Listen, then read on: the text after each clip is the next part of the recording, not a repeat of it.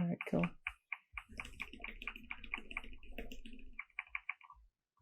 $903 at 907.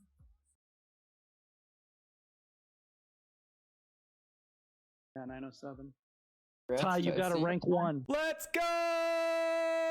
Good morning, gamers! Hello! So now that you've completed the raid tier, you've passed your first milestone and continue your journey towards your goals. This is a huge step that most people don't get through, so give yourself a pat on the back. But don't get too complacent because there's still a lot more to do. So let's start, shall we? The next thing you'll want to do is make sure that you're re-clearing the raids every week and capping your allegory every week, so that way you can start working towards your best in slot gear. Some classes are built around meeting certain skill speed requirements to make their rotation feel good and make their rotation line up with other raid buffs. And some classes are built around meeting certain substat requirements. So if you don't know what your best in slot pieces are and you don't know what your meld priorities are, you should go to your class resource section in the Balanced Discord, or wherever you like to get your information from.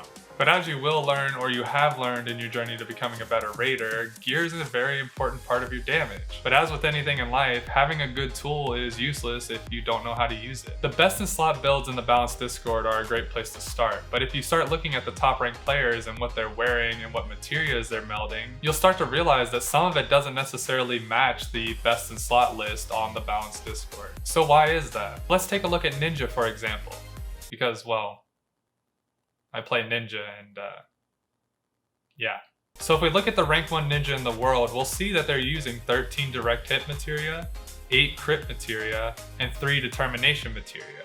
But if we look at the best in slot list for Ninja in the Balanced Discord, we'll see that it lists 8 crit materia, 6 direct hit materia, and 10 determination materia. So why is the rank 1 Ninja in the world running 7 more direct hit materia in place of 7 determination materia? Well, if we look into how direct hit affects our damage output, we can start to understand this a bit better. For simplicity's sake, we can look at direct hit as another form of crit. Or in other words, a random chance for your ability to hit harder, which that chance can be raised depending on how much direct hit you stack. And determination can be looked at as a flat damage increase to all of your abilities. So the reason that top ranked players are running a lot of direct hit instead of determination is because they are running a lot and a lot and a lot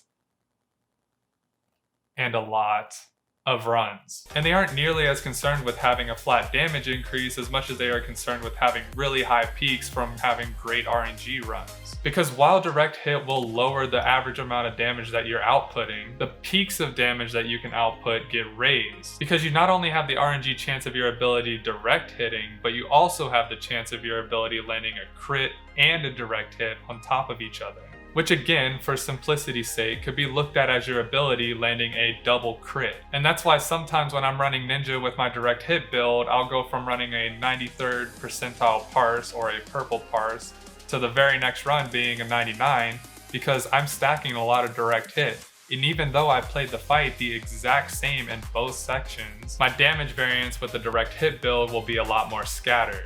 So for people who are still progressing content, or they're still meeting in rage timers, or they're still doing re-clears, I would strongly recommend using the best in slot list that's listed in the Balanced Discord, because they will usually include more determination and that will result in a much higher, more consistent damage. But if you hate yourself, if you are best in slot and you've already started doing parse runs, or you're almost best in slot and you have a bunch of allegory to burn, then try playing around with higher direct hit or other materia that other top ranked players are running and see how it works out for you. So now that you've cleared the raid tier and you have an idea of what best in slot build you want to obtain, now you should take the time to start thoroughly learning the ins and outs of your class. Do you know the opener for your class? And are there different openers for different fights in the current tier? Do you understand the rotation and spell priorities and how to adjust them depending on what mechanics are coming out at the time? Do you know how to manage your procs and resources? And do you know when and how to pull them for raid buff windows? Do you know all of the small and subtle details on your abilities tooltips so that you don't end up going to the Samurai Discord and asking why you can't do your opener because you don't have enough kin key?